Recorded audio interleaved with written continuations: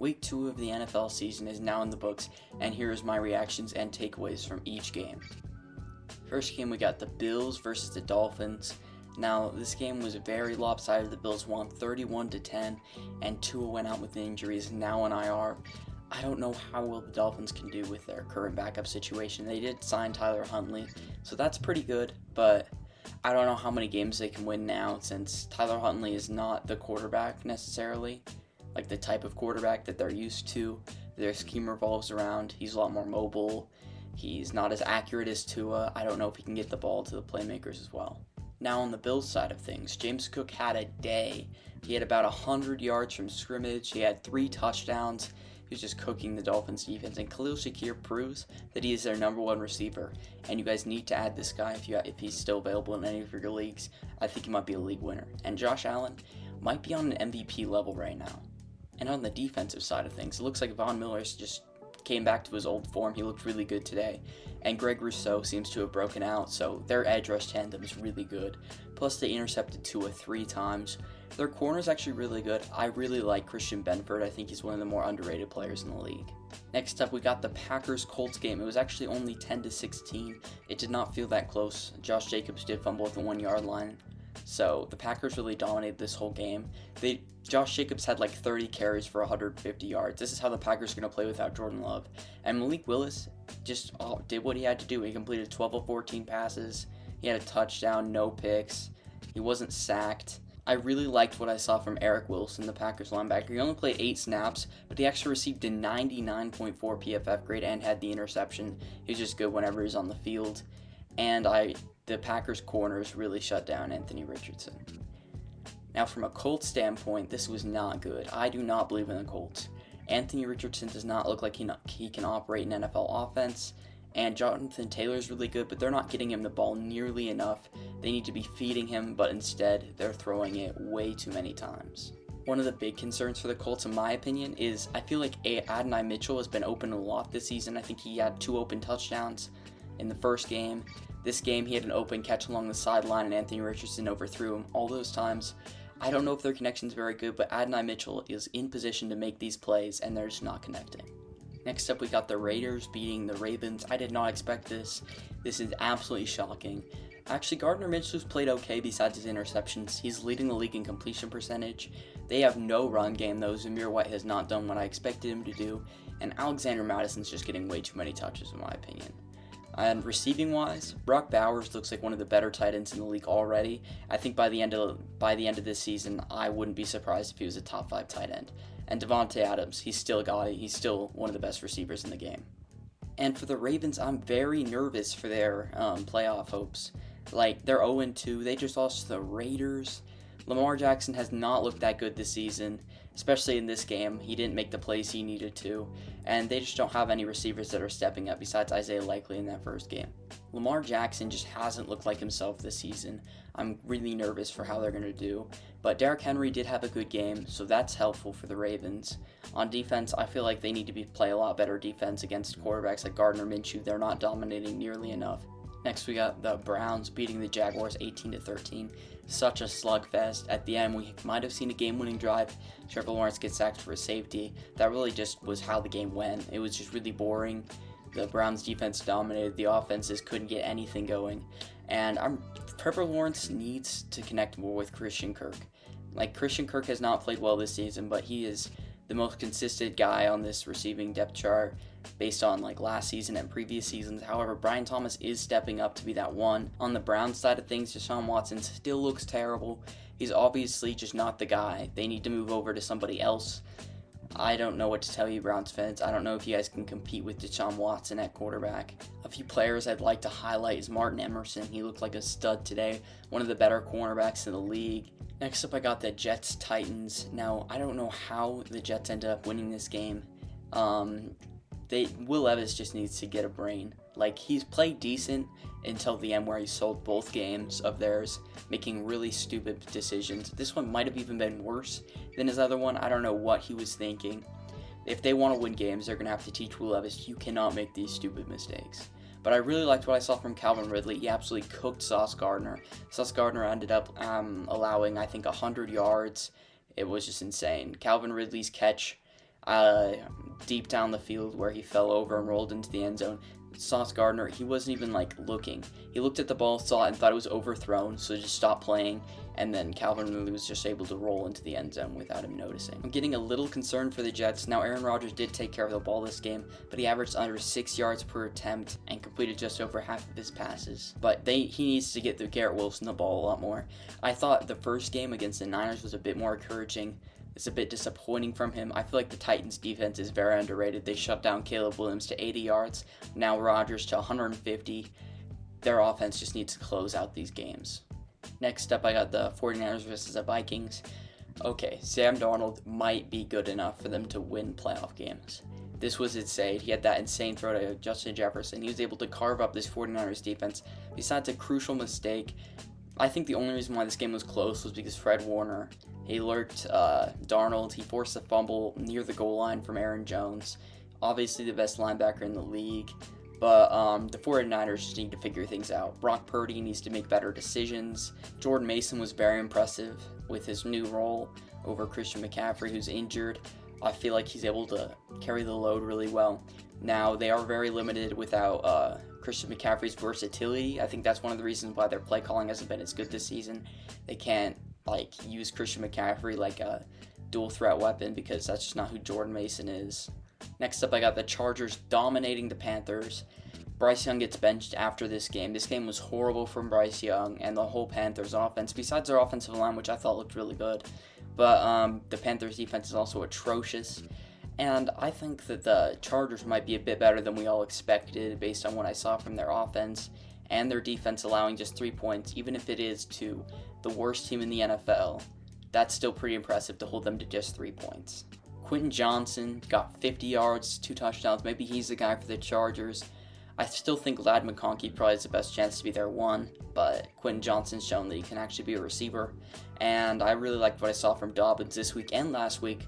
He had 131 yards today. Next, I got the Patriots Seahawks. The Seahawks moved to 2-0, beating the Patriots narrowly in overtime. Geno Smith, I thought this was one of his best games he's had in his career. He was completing passes all over the field. I liked what I saw from Jackson Smith and Jigba. He had over 100 yards this game. It was really just separating so well against the Patriots corners. And a guy I want you guys to watch for the Patriots, Keon White. He has been amazing this season. I think he had 2.5 sacks week 1. This week he had 8 pressures. He's been doing so good this season. Now for the Patriots offense, I thought their run game looked good with Ramondre Stevenson. Antonio Gibson averaged 10 per carry. And even Hunter Henry in the first half, he had almost 100 yards. He didn't have anything the rest of the game, but I think he could really do good as a tight end. Next up, with one of the most shocking matchups, we got Saints destroying the Cowboys. Now, I don't know what to think about the Saints because I don't like Derek Carr. I don't think that this is sustainable for him. He hasn't been this good ever in his career, but I really like what I saw from the rest of their offense with Kamara had 4 touchdowns. A lot of that was because of the Cowboys defense. Now the Cowboys defense in back-to-back home games, one against the Packers in the playoffs, and now this one, their 2 most recent home games, they've allowed over 40 points. They need to get this defense figured out. It's bad. There were just so many openings for Derek Carr to get the ball in there, and Chris Olave was just destroying them. A huge problem here is Dak, who threw 2 horrible interceptions and only had 1 touchdown. He needs to get it fixed too. Cowboys, their big problem right now, on offense at least, I think is their run game. Rico Dowdle led the team with 30 yards. That's horrible. And Dak needs to play turnover-free football and lead this team to victory. Next up, I got the most boring matchup of the weekend. I got Giants-Commanders. I thought the Giants would be able to pull this out just by their talent on the roster. I thought it was a lot better, but Jayden Daniels can clearly run a system very well. For a rookie, that's insanely impressive. I'm very impressed with what I've seen from him. Brian Robinson looked dynamic, and their whole defense, they shut down the Giants to just 18 points. One of the problems with the Giants in this one was Graham Gano got hurt, and they had to go for 2, and they just couldn't convert. But for the Giants, they do have a bright spot. They have Malik Neighbors, who just cooked this secondary. He had 130 yards. That was insane. The Commanders, I just wish they could get Terry McLaurin more involved. He had 8 targets for just 22 yards. He has not been himself this season. And Jayden Daniels, to be fair, the scheme is not letting him throw it downfield to McLaurin. McLaurin's running weird routes for him. Slants, drags. He needs to be running goes and stuff, comebacks. Those are the routes he used to be good at. Next up, I got another upset. I got the Bucks beating the Lions. Now, this shocked me, but looking back, I watched the game again. Jared Goff looked horrible. He threw it 50 times, had 3 picks. They need to figure out what's going on with Goff. He has taken a huge step back. With this good of a running game, you should not be throwing the ball 50 times, to be fair. I don't know what their play calling was. I didn't like what I saw from Ben Johnson today with any of the play calls. And for the Bucks, it was really good. Baker Mayfield's been amazing this season. They do need to get the run game a bit figured out, but Chris Godwin's been a dynamic weapon, probably better than Mike Evans at this point, but the threat Mike Evans holds really opens up Chris Godwin underneath. He had over 100 yards today, and he's just been cooking this season. Next up, I got the Cardinals versus the Rams. The Cardinals win 41-10. That is insane. Kyler Murray, this was one of the best quarterback performances I've watched in years. Kyler Murray was just cooking them, running all around in circles like he always does, throwing dimes. Marvin Harrison had like over 100 yards, 2 touchdowns, I think, in the first quarter. The Rams just didn't have an answer for him. And then they were able to just finish the game off with their run game, scoring 40 points. For the Rams, Cooper Kupp gets hurt. They already lost Puka Nacua. Their number one right now is Demarcus Robinson, and Kyren Williams does not look like he did last season. I am very concerned with the Rams. Next up, we got a slugfest game here. We got the Steelers winning 13-6 against the Broncos. Bo Nix, he just didn't look that good, but to be fair, their run game isn't there. He's led them in rushing the past 2 weeks. That's not what you expect from Bo Nix. Bo Nix is not this ace scrambler like Jaden Daniels. He should not be leading the team in rushing ever. And their receivers aren't getting any separation, and he's just making bad decisions.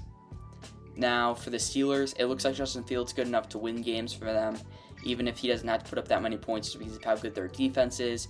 TJ Watt looked great again this game. If you take Bo Nix out of the equation, all the running backs had, I think it was 15 carries for like 40 yards. I just don't know how he can do good in this offense the way it is right now. Next up, we got Bengals Chiefs. I just gotta say, Mahomes did not look good in this game. Made multiple bad decisions. I think one of his picks got called back. And at the end of the game, obviously, one of his receivers, I think it was Rice, got interfered with. It was legitimate. It wasn't just like the refs trying to skew the game. But I think that if like the defender was the first one there and the receiver came in from behind, I don't think that's ever a penalty. It's just the NFL's just skewed for the offense, in my opinion, from what I've seen. And the Bengals just didn't look like they could move the ball as well as we expect. They did look so much better than last game, but Chase doesn't look that good. Burrow did look pretty good in my opinion, for like compared to his stats. I thought he looked a lot better. He was able to manage the game.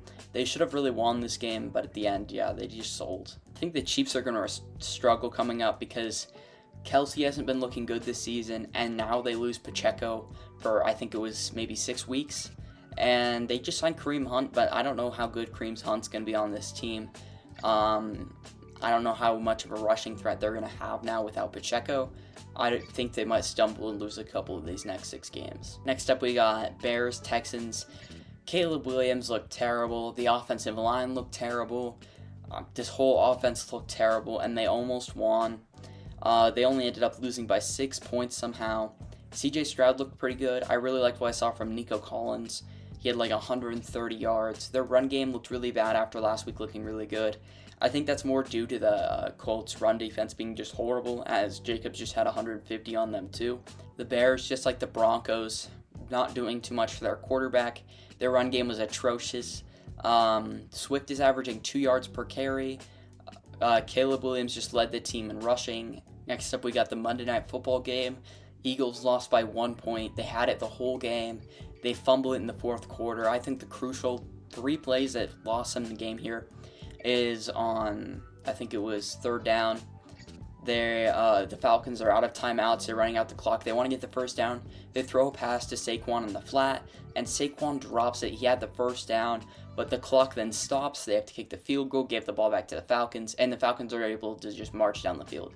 The next play that I thought really defined this game was Darius Slay was just staring at Kirk Cousins, and he just threw it right over his head to Drake London for the touchdown. If he would have broken that up, I don't think the Falcons win this game. I thought the running backs looked really good in this game, and I really liked what I saw from Devontae Smith. He looked like a real number one out there without A.J. Brown. However, I think that Mooney, his performance was massively overrated. He had a lot of drop passes, stopped running on some routes. He needs to clean that up, but if he cleans that up, I think he could be a very good receiver. Great compliment to Drake London, who they also need to get the ball more. And that's all for my reactions. Make sure you guys like the video, subscribe, and check out my other videos